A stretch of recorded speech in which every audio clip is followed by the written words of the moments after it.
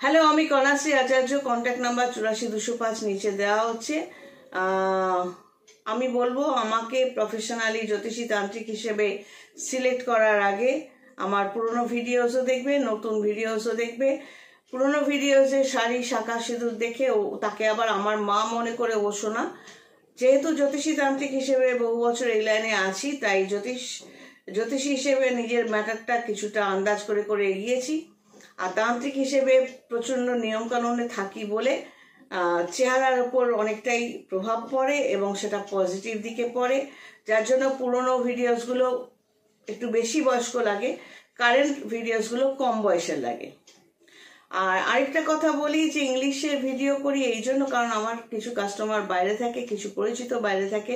আত্মীয় স্বজনের কথা বলছি না, মানে রেফারেন্স, ধরো আমার কাস্টমারের পরিচিত এরকম আর কি।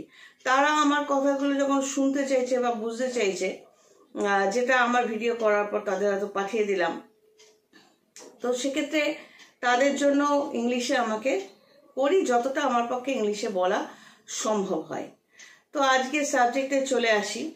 আজকে চন্দ্রের পজিশন নিয়ে কথা বলবো, যেখান থেকে মানে কিভাবে একটা মানুষ হতাশাগ্রস্ত হয়ে পড়তে পারে, নিজের সম্পর্কে একটা নেগেটিভ ডিসিশন নিয়ে নিতে পারে যে নিজেকে শেষ করে দেবো এটসেট্রা। তো এই ম্যাটারগুলো কখন আসে সেই জায়গাটা আজকে একটু ক্লিয়ার করার চেষ্টা করব। আগেও বলেছি, এখনো বলছি, তোমাদের ডেট, যে কোনো মানুষের date of birth, place of birth, time of birth দিয়ে একজন জ্যোতিষী হিসেবে আমি এই গ্রাফটার মধ্যে তোমার গ্রহের পজিশনগুলো আমি বসাবো। একটা ছকের মধ্যে লগ্নকে 1 নম্বর ধরা হয়, আর চন্দ্র যে ঘরে থাকে তাকে রাশি বলা হয়, সেটাকেও 1 ধরে গণনা করা হয়। গণনার অনেকগুলো পদ্ধতি আছে। একটা লগ্নভাব দিয়ে করা হয় বিচার, একটা চন্দ্র লগ্ন ধরে করা হয়, মানে যে রাশিতে চন্দ্র আছে সেটাকে 1 ধরেও করা হয়। এছাড়াও নবাংশ, তৃতীয়াংশ, দেখান, এরকম আরো অনেকগুলো বিচার পদ্ধতি আছে যেগুলো একজন জ্যোতিষীকে করে বলতে হয়, অ্যান্সারটা দিতে হয়। এটা আমি কখনোই এটা প্রেফার করি না ল্যাপটপে বসে বসে সঙ্গে সঙ্গে তোমায় বলে দেবো না। তার জন্য আমাকে কখনো সিলেক্ট করবে না যে তুমি পাঠিয়ে দিলে আর আমি সঙ্গে সঙ্গে বসে বারবার করে বলতে শুরু করলাম। জ্যোতিষটা একজন মানুষ, আমি মনে করি তুমি যদি আমাকে সিলেক্ট করো, একটা বিশ্বাস নিয়ে সিলেক্ট করছো আর একটা কিছু জানতে চাইছো, তো এটা ইনস্টেড অফ মানি আমার দায়িত্ব থাকে ঠিকঠাক জিনিসটা তোমাকে উত্তরটা দেওয়া। তো লগ্ন বা 1 নম্বর ঘরটা চন্দ্র লগ্ন ধরেও হয়, লগ্ন ধরেও হয়। সবসময় অ্যান্টি ক্লকওয়াইজ কানেকশন, মানে রাহু কেতু বাদে বাকিগুলো অ্যান্টি ক্লকওয়াইজ কানেকশন ধরতে হয়। রাহু কেতুর কানেকশন সবসময় ক্লকওয়াইজ যায়।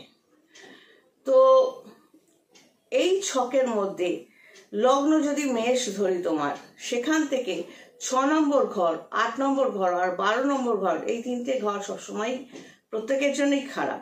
6-এর কানেকশন থাকলে কোনো মানুষের গ্রহের সাথে, কোনো মানুষের যে কোনো গ্রহের সাথে 8-এর কানেকশন থাকলে বা 12 কানেকশন থাকলে বুঝতে হবে সেই গ্রহটা তাকে ভালো ফল দিচ্ছে না বা দেবে না। তখন তাকে তান্ত্রিক মতে, স্পিরিচুয়ালিজমের মধ্যে ঢুকে সেই জায়গাটাকে, নেগেটিভিটিটাকে ডাইলিউট করে এগোনোর চেষ্টা করতে হবে। ডিলিট কখনো হয় না, ডাইলিউট করা যায়।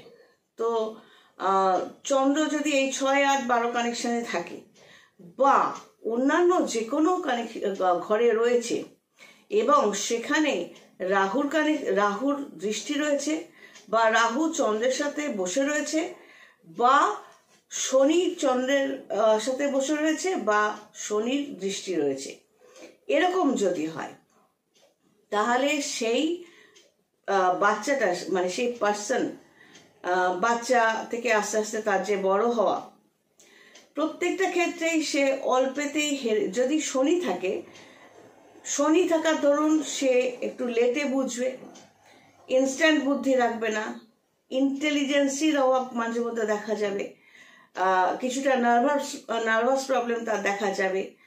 আর যে কোনো কাজ সে করতে চাইলো এবং হলো না, তখন সে প্রচন্ড হতাশা ফিল করবে, ফ্রাস্ট্রেশন চলে আসবে।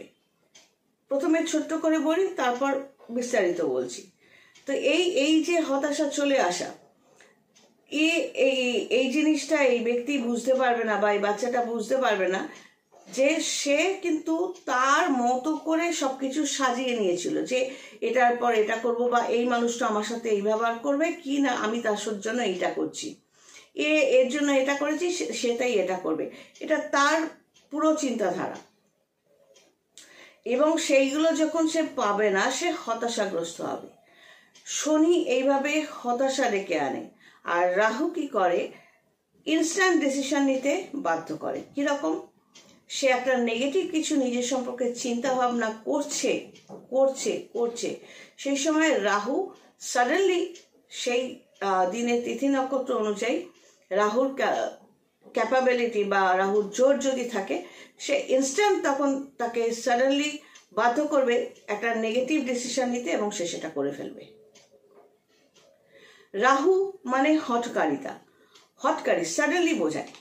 তো এইভাবে শনি একরকম ভাবে মন, যেহেতু চন্দ্রকে কেন বলছি, চন্দ্রটা হলো মনের পরিচয়। চন্দ্র খারাপ থাকলে নর্মালি দেখা যায় থাইরয়েড প্রবলেমটা হয়, তোমার আরো খুচকাচ সবকিছু তো পাবলিকলি বলবো না, যেগুলো দেখে আমি যখন কোনো কাস্টমারকে বলছি কোন গ্রহ খারাপ থাকলে তার কি রেজাল্টটা হচ্ছে, সে ভাবছে আমি ম্যাজিক জানি, আমি এমন কিছু কি করে বলছি যেটা সে ছাড়া বাইরের কারো পক্ষে জানা সম্ভব না। ব্যাপারটা তা না। এত বছর 17-18 বছরের উপর এই লাইনে থাকার দরুন কোন মানুষের উপর কোন গ্রহের প্রভাব আছে এবং সে কিভাবে তার ভিতরে কি কি প্রবলেম ফেস করছে, বাইরে কি কি প্রবলেম ফেস করছে, তার কি কি সমস্যা ফিজিক্যালি মেন্টালি আছে, সেটা বুঝে যাওয়া যায়। পুরোটাই একটা ক্যালকুলেশন। আর এই ক্যালকুলেশনগুলোর নামই জ্যোতিষবিদ্যা। এখানে কোনো ম্যাজিক নেই, জ্যোতিষের মধ্যে কোনো ম্যাজিক নেই। এই যে বলছি রাহুচন্দ্র শনিচন্দ্র, এই যে কানেকশনগুলো বিভিন্নভাবে পড়া, বোঝা, মুখস্থ করা, পরীক্ষা দেওয়া, সার্টিফিকেট নেওয়া, এই টোটাল ম্যাটারটাই হলো জ্যোতিষবিদ্যার প্রসেস। তো এইভাবে শনি চন্দ্রের উপর যখন প্রভাব ফেলে, একটা বাচ্চা থেকে সে আস্তে আস্তে বড় হলো, বিয়ে করলো, সম্পর্ক তৈরি করলো এবং বুড়ো হতে চলো, সবকিছুতেই সে হতাশা খুঁজে পাবে। সে সবকিছু চাইবে নিজের মতো করে সাজাতে। আমি এইটা করছি, তাহলে আমার স্বামী বা আমার বউ এরকম হবে, আমার ছেলে মেয়ে এইটা করবে, তারা এইভাবে আমাকে গুছিয়ে দেবে। এই যে তার চিন্তাধারা সবাইকে নিয়ে, কিন্তু এটা সে ভুলে যাবেই যে তার ভাগ্য আলাদা।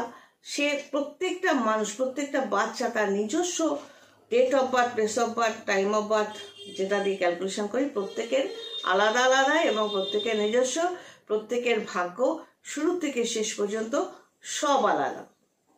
কেউ কারোকে অপারেট করছি না, আমরা নিজেই চলছে। এবার জ্যোতিষ, তন্ত্র, স্পিরিচুয়ালিজম, আধ্যাত্মিকতাবাদের প্রয়োজনীয়তা এই জন্য যে এই ম্যাটারটা যদি আমরা বুঝতে পারি যে আমার ভাগ্যের এই প্রসেস রয়েছে এবং এখান থেকে আমাকে আমার চেষ্টায় বেরোতে হবে, এই ম্যাটারটা যদি পারা যায়, এই চিন্তাধারাটা যদি আসে, তাহলেই শুধুমাত্র ওই নেগেটিভিটিগুলো অনেকটা সাপ্রেস করে এগিয়ে যাওয়া যাবে। এই চন্দ্রের ওপর বেস করেই কিন্তু এই পরের ভিডিওটা করছি আবারও ছোট্ট করে, যে রাহুচন্দ্র শনিচন্দ্রের কানেকশনটা কি আসে, কতটা লোড নিতে পারা যায়, পরের ভিডিওটা করছি। যদি ভালো লাগে অবশ্যই দেখো। God bless and take care.